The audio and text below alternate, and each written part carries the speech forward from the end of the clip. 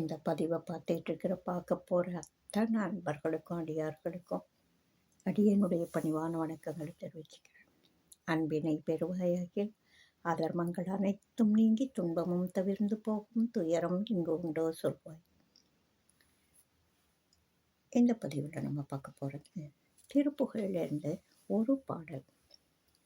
வயலூரில் பாடப்பட்டது. அருணகிரிநாத பெருமானால் முருகன் அருளால் பாடப்பட்ட ஒரு பாடல். விநாயக வணக்கமாக அது கருதக்கூடிய ஒரு திருப்புகழ் பாடல். கைத்தல நீரை கனி அப்பமோடவள் பொறி கப்பிய கரிமுகன் அடிபேணி கற்றிடும் அடியவர் புத்தியில் உரைபவர் கற்பகம் என வீணை கடிதேகும் மத்தமும் மதியமும் வைத்திடும் மரன் மகன் மற்பொரு திரள் புய மதயானை மத்தள வயிரனை உத்தமி புதல்வனை மட்டவிழ் மலர் கொடு பணிவேனே முத்தமிழடைவினை முற்படுகிறீரனில் முற்படு எழுதிய முதல்வோனே முப்புறம் ஏறி செய்த அச்சிவன் ஊரை ரதம் அச்சது போடி செய்த அதிதீர முப்புறம் ஏறி செய்த அச்சிவன் ஊரை ரதம் அச்சது போடி செய்த அதிதீர துயரது கொடு சுப்பிரமணி படும் அப்புணம் மதனிடை இபமாகி அக்குற மகளுடன் அச்சிறு முருகனை அக்கணம் மணமருள் பெருமாளே. இந்த பாடல் மிக அருமையான ஒரு விநாயக வணக்க பாடல். கைத்தலம் நிறை கனி. அது என்ன நிறை கனி? கையில் பழம் அப்படின்னு சொன்னால் சாதாரண பழம். நிறை கனி அப்படின்னா ஞானப்பழம். வெறும் மாங்கனியாக இருந்தால் ஒரு மாங்கனின்னு சொல்லிட்டு போயிருக்கலாமே. நிறை கனி ஞான, நிறை ஞானம். அதுக்கு ஒரு வடிவமாக கனி மாங்கனியாக சொல்லப்பட்டிருக்கு. கைத்தலத்தில் நிறைந்த ஞானத்தை பழம் போல கொண்டுள்ள பழம், அதாவது ஒரு மொட்டு, ஒரு தாவரம், மரம், செடி, கொடி ஏதோ ஒன்று முதல்ல மொட்டு விடும், அதுக்கப்புறம் மலராகும், அதுக்கப்புறம் பிஞ்சாகும், பிஞ்சு முற்றி காயாகும், காய் முற்றி கனியாகும், கனியில் தான் அடுத்த விதை வரும்.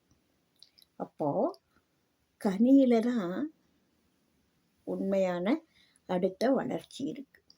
அதனால் இவர் கையில் கனி வச்சிருக்கார். அது எப்படிப்பட்ட கனின்னா நிறை கனி, நல்ல பழுத்த பழம். அவர் என்னப்பா ஞானப்பழம்பா அப்படின்னு சொல்லுவாங்க. சாதாரண நல்ல அறிவாளியாக இருக்கிறவங்கள, மிகச்சிறந்த அறிவாளியை அவர் ஞானப்பழம்பா அப்படின்னு சொல்லுவாங்க. அதுபோல் அவர் கையில் இருக்கிறது, விநாயகப் பெருமான் கையில் இருக்கிறது சாதாரண ஒரு மரத்தில் பழுத்த மாங்கனி அல்ல, ஞானக்கனி. அதனால் அது நிறை கனி. ஒரு அப்பம் சாப்பிடுவார், அவல் சாப்பிடுவார்.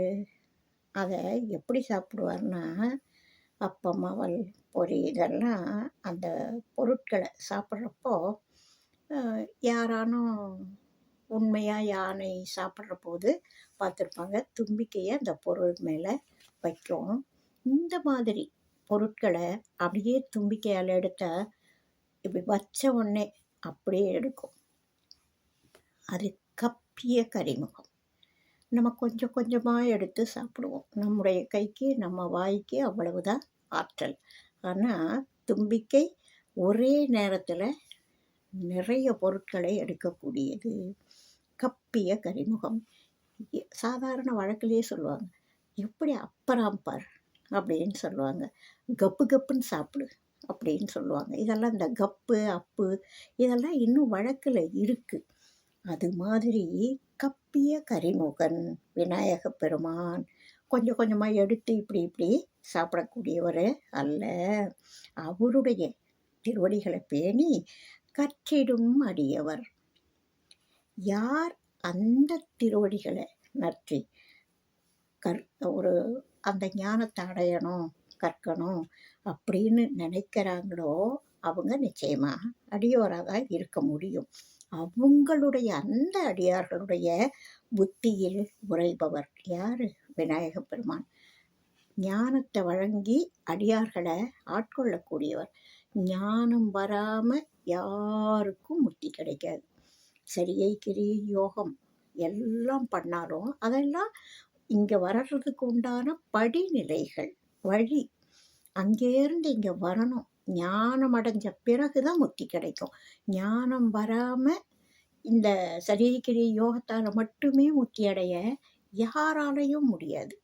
அப்போது அந்த முக்திக்கு முன்னாடி ஞானம் எது மெய்ப்பொருள், அந்த மெய்ப்பொருளோட கல்யாண குணங்கள் எல்லாம் தெரிஞ்சு அதுக்கப்புறம்தான் உண்மையான பரம்பொருளோட ஒரு ஆன்மாவால் சேர முடியும்.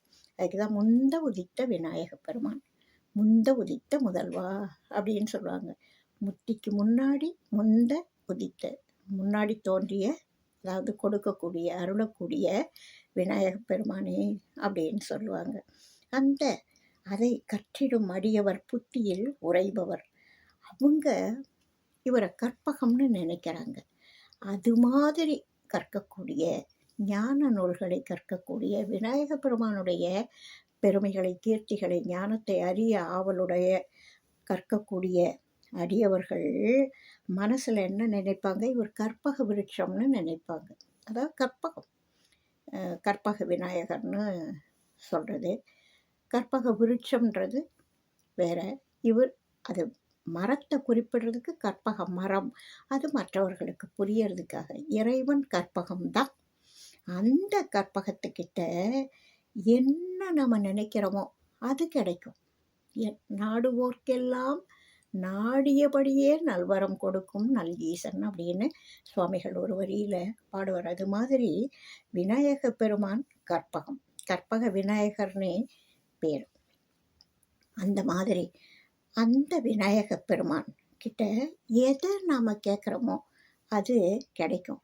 இப்போ முத்தி வேணுன்றவங்க என்ன நினைக்கணும்? இருவினை அகன்று நில் பேலன்ஸில் வந்தால் தானே முக்தி அடைய முடியும். நல்வினை இருந்தாலும் அனுபவிக்கணும், தீவினை இருந்தாலும் அனுபவிக்கணும்.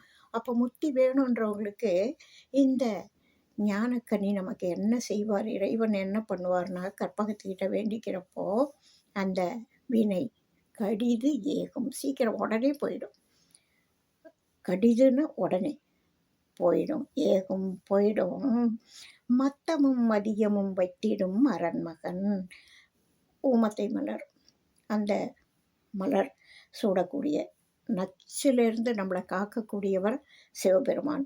அந்த நச்ச விலைக்கு காக்கக்கூடிய சிவபெருமான் சூடியுள்ள எளிமையான மலரான ஊமத்தை மலரும் பிறையையும் சூடிய சிவபெருமான் இருக்காரே, அவருடைய மகனான விநாயக பெருமான் மற்பொரு திரள் புய மத யானை.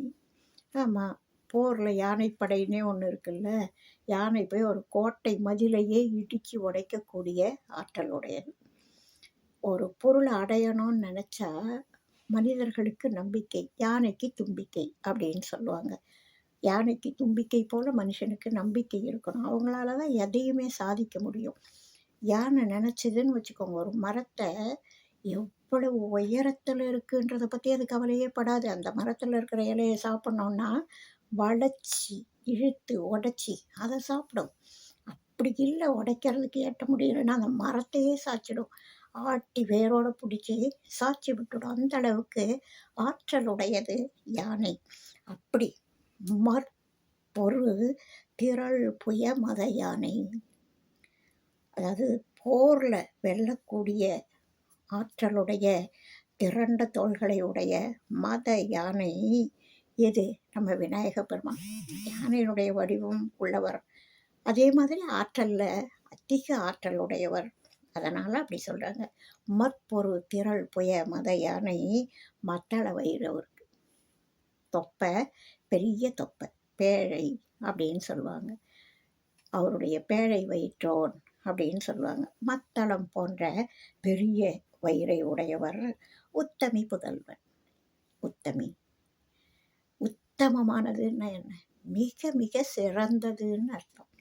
அப்போது அம்பிகை அருளால் சிறந்தவள், கருணையால் சிறந்தவள், ஆற்றலால் சிறந்தவள், வீரத்தால் சிறந்தவள், கொடையால் சிறந்தவள். கருணை மிகு அம்பிகை. குழந்தைங்க கஷ்டப்பட்டா அம்பிகையால் பொறுமையாக இருக்க முடியாது. அப்பேற்பட்ட கருணை மிகு அன்னை, தாயிற் சிறந்த தயாவான தத்துவனே அப்படின்னு சொல்லுவார். அந்த தாயினும் மேலான அன்பு சுரக்கக்கூடிய அந்த உத்தமி உமையம்மையின் புதல்வனே, மட்டு அவிழ் மலர் கொடு பணிவேனே. மட்டு அவிழ் மலர், ஒரு மலர் மலர்ற சமயத்தில் இருக்கிற அந்த அழகும் வாசமும் மிக மிக உன்னதமான மனம் பொருந்தி இருக்கும்.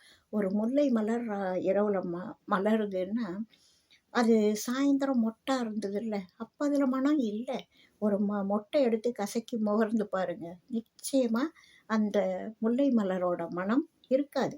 சில மணி நேரங்களுக்கு முன்னாடி நீங்கள் எடுத்து முகர்ந்து பார்த்தாலும் அந்த மனம் நிச்சயமாக இல்லை. நான் அதை செய்து பார்த்துருக்கேன், அந்த வாசனை இருக்கா இல்லையா அப்படின்னு. அந்த வாசம் அதில் இருக்காது.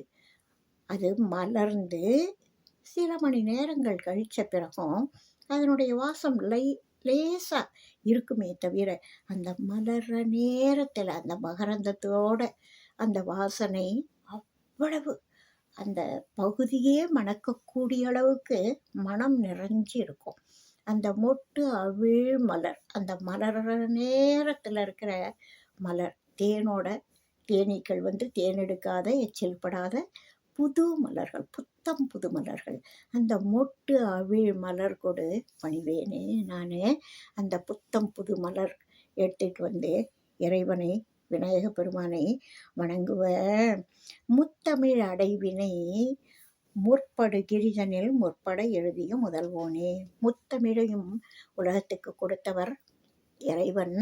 இறைவன் இல்லாமல் தமிழ் இங்கே வரல. மற்ற மொழிகள்லாம் மனிதர்களால் உருவாக்கப்பட்டது, ஆனால் தமிழ் மொழி இறைவனால் உருவாக்கி உலகுக்கு அனுப்பப்பட்டது, தமிழகத்துக்கு அனுப்பப்பட்டது. அப்படிப்பட்ட இயல் இசை நாடக தமிழை உருவாக்கியது யார்? எழுதியது விநாயக பெருமான். மேருமலையில் உட்காந்து முத்தமிழையும் விநாயக பெருமான் எழுதுகிறாரு. அப்படி எழுதிய உலகுக்கு அளித்த முதல்வோனே, முப்புறம் எரி செய்த அச்சிவன் உரையிரதம். அதாவது அரக்கர்கள் மூவர்களை அழிக்கிறதுக்கு சிவபெருமான் போகும் பொழுது அவர் தேரில் ஏறி போனார். அது நிஜ தேரெல்லாம் இல்லை, இந்த மாதிரி ஊர்வலம் போகிற தேரெலாம் இல்லை. அது ஞானம், வேதம், தேவர்கள் எல்லாம் சேர்ந்த ஒரு விஷயம். அந்த தேரில் ஏறி போகும் பொழுது அச்சது பொடி செய்த அதிதீரா. அவர் எதுக்காக இந்த திருவிளையாடலை பண்ணாங்க அப்படின்னா, எந்த ஒரு விஷயத்தையும் ஞானம் குறைவாக இருந்தால் முழுமையாக செயல்படுத்த முடியாது. சிவபெருமானுக்கு பிரணவ உபதேசம், பிரணவத்துக்கு பொருள் சொன்னாரே முருகன், அது ஒரு உலகுக்கு அளித்த, நம்மை போன்ற மக்களுக்கு அளித்த குருன்னா இப்படி தான் இருக்கணும், சீடன்னா இப்படி தான் பவ்யமாக அதை ஏற்றுக்கணும், அவ்வளவு உயர்ந்த பொருள் அது அப்படின்றதுக்காக அவங்க 2 பேரும் சேர்ந்து நடத்திய நாடகம். அதுபோல் விநாயகன் சிவன் போகிற அச்சை முறிக்க வேண்டிய அவசியம் இல்லை. சிவபெருமானுக்கு எதுவும் தெரியாமல் இல்லை, ஆற்றல் இல்லாமல் இல்லை. நாம் தெரிஞ்சுக்கிறதுக்காக, சிவபெருமானாகவே இருந்தாலும் ஞான குறைபாடு இருந்தால் அந்த அச்சு முறிஞ்சி தேரில் போகலையா. ஆனால் சிவபெருமான் என்ன பண்ணுவார், இந்த தேர்லையே ஏறாமல் ஒரு சிரிப்பாலேயே முப்புறத்தை எரிச்சிடுறாரு. அப்படி முப்புறம் எரி செய்த அச்சிவன் உரை ரதம் அச்சது பொடி செய்த அதிதீரா. சிவபெருமானாகவே இருந்தாலும் ஞான குறை இருந்தால் அது வேலை ஆகாதுன்றத அச்ச முறிய செய்த விநாயக பெருமானே ஞானவான், ஞானக்கடல், ஞானக்கனி. அவரு அந்த செயல்பட தேவையான ஞானம் குறையாக இருந்தால் வேலை குறையாகும். அதுக்காக அது நடத்தப்பட்ட ஒரு நாடகம் நமக்காக. அச்சது பொடி செய்த அதிதீரா அத்துயர் அதுகொடு சுப்பிரமணிபடும் அப்புனம் அதனிடை இவமாகி. முருகப்பெருமான் வள்ளியை திருமணம் பண்ணணும். வள்ளி நாயகி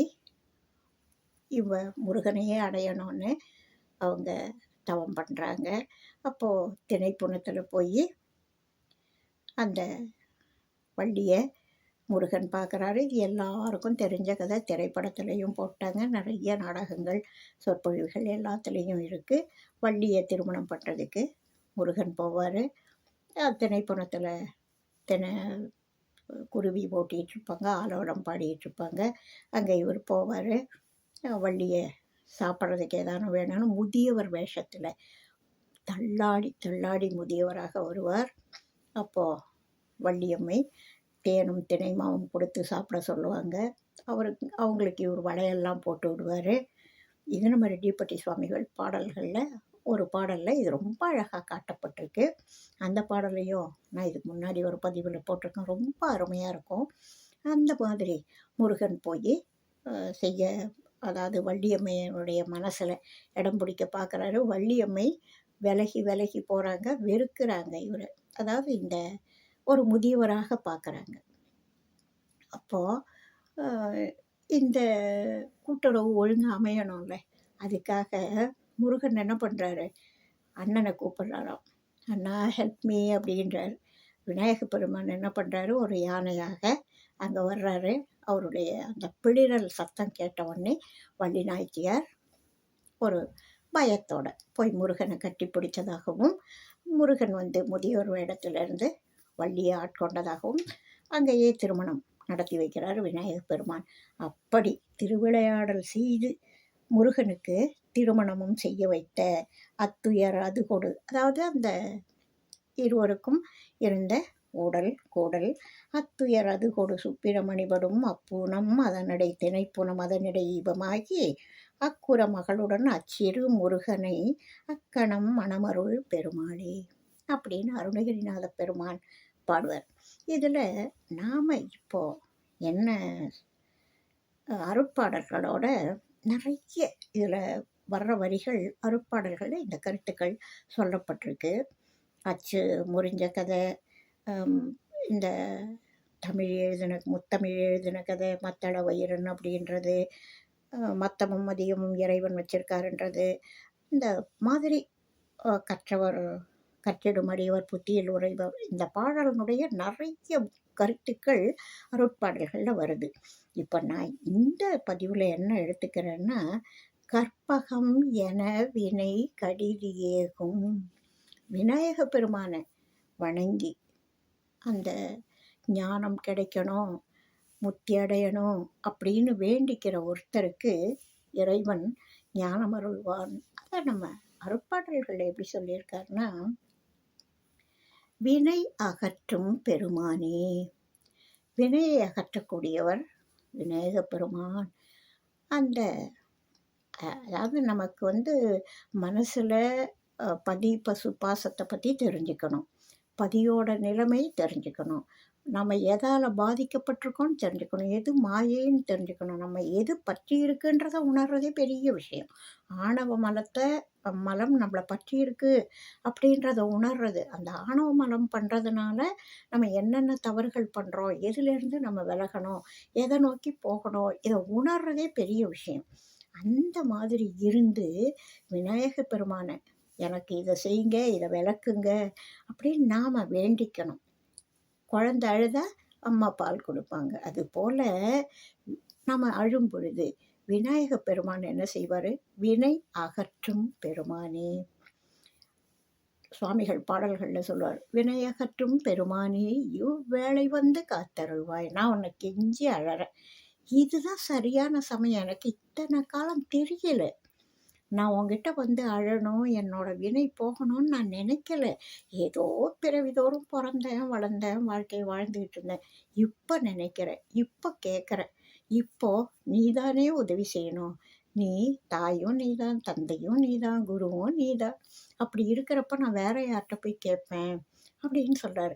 வினை அகற்றும் பெருமானே இவ்வேளை வந்து காத்தருள்வாய் விமலமூர்த்தி. உனை அல்லால் வேறு துணை உண்டோ? இவ்வுலகத்தில் ஒருவர் இல்லை. ஆணவமலம் பற்றி இருக்கிற ஒருத்தர் இந்த உலகத்துல இருக்கிற மானிடர்கள் இன்னொருத்தருடைய மலத்தை போக்க முடியுமா? அவங்களையே ஆணவ மலம் பற்றி இருக்கு, மும்மலமும் பற்றி இருக்கு. அவங்க இன்னொருத்தருடைய மலத்தை எப்படி போக்க முடியும்? நிச்சயமா முடியாது. இறைவனால மட்டும்தான் நம்முடைய ஆணவ மலத்தை மும்மலங்களையும் போக்க முடியும். அப்படி இந்த மலங்களை ஒன்றைத் தவிர நான் யார்கிட்ட போய் கேட்பேன்? வினை அகற்றும் பெருமானே இவ்வேளை வந்து காத்தருள்வாய் விமலமூர்த்தி. உனை அல்லால் வேறு துணை உண்டோ? நான் யார்கிட்ட போய் கேட்க முடியும்? இவ்வுலகத்தில் ஒருவர் இல்லை. மனம் உழன்று சுழல்கின்றேன் மாய வலைக்குள் சிக்கி. நான் மாய வலையில சிக்கி இருக்கேன். அதனால என்ன நடக்குது அப்படின்னு கேட்டா, என் மனசு இங்கே போகுது, அங்கே வருது. ஒரு நேரம் ஒன்றை நினைக்கிறேன், ஒரு நேரம் லௌகீகத்துக்கு போகுது. இப்படி என்னுடைய மனசு இங்கேயும் அங்கேயும் அல்லாடுது, சுழலுது. இங்கேருந்து அங்கே போகுது, அங்கேருந்து இங்கே வருது. இப்படி சுழன்று மனம் உழன்று நான் ரொம்ப வருத்தப்படுறேன். ஐயோ, நம்ம இப்படி தப்பு பண்ணுறோமேன்னு வருத்தப்படுறேன். ஆனால் மீண்டும் மீண்டும் இந்த மலமானது என்னை பற்றி பிடிச்சது, என்னை விட்டு போக மாட்டேனுது. அதனால் மனம் உழன்று அதுக்குள்ளேயே உழல்றேன். அதனால் நான் சுழல்றேன். இப்படியும் அப்படியுமா நான் சுழன்றுட்டு இருக்கேன். மனசு ரொம்ப வேதனைப்பட்டுட்டு இருக்கேன். மனம் உழன்று சுழல்கின்றேன் மாய வலைக்குள் சிக்கி. இதனால் என்ன நடக்குதுன்னா, எனக்கு மதி மயங்குது. இந்த உலக இச்சைகளை பார்க்குறப்போ எனக்கு மதி மயக்கமாக இருக்குது. மெய்ப்பொருளும் வேணும்னு தோணுது, உலக இன்பங்களையும் அனுபவிக்கலாமான்னு தோணுது. அப்படி இருக்கிற என்ன வினை அகற்றும் பெருமானே இவ்வேளை வந்து காத்தருள்வாய் விமலமூர்த்தி. உனை அல்லால் வேறு துணை உண்டோ? இவ்வுலகத்தில் ஒருவர் இல்லை. மனம் உழன்று சுழல்கின்றேன் மாய வலைக்குள் சிக்கி மதி மயங்கி. இப்படியே நான் தினமும் யான் அலைவேனோ? இதே மாதிரி மனசு இங்கேயும் அங்கேயும் இங்கேயும் அல்லல் பட்டுட்டு, மனசு கலங்கிட்டு, அதுலேயே இதை நோக்கி போயிட்டு அதை நோக்கி போயிட்டு, இதையும் அடைய முடியாமல் அதையும் அனுபவிக்க முடியாமல் நான் இப்படி கஷ்டப்படலாமா? மனம் உழன்று சுழல்கின்றேன் மாய வலைக்குள் சிக்கி மதி மயங்கி. தினமும் யான் அலைவேனோ? இனிமேல் சகிக்க ஒண்ணாது உனக்கபயம் சிப்புவாயே அப்படின்னு நம்ம ரெட்டியப்பட்டி சுவாமிகள் அருட்பாடல்களில் கேட்குறார். வினை அகற்றும் பெருமான் யார்? ஞானத்தால் மட்டும்தான் மெய்ப்பொருளை காட்ட முடியும், மெய்ப்பொருளை சேர வழிகாட்ட முடியும், நம்முடைய வினைகளை அகற்ற முடியும். அப்படிப்பட்ட விநாயக பெருமானுடைய இந்த அருணகிரிநாதர் பாடிய பாடல் ரொம்ப அருமையான ஒரு விநாயக வணக்க பாடல். இந்த கருத்துக்களை தான் ரெட்டியப்பட்டி சுவாமிகள் தன்னோட பாடல்களில் சொல்லியிருக்கார். இன்னும் நிறைய விநாயக பெருமானுடைய கீர்த்திகளை நிறைய சொல்லுவார்.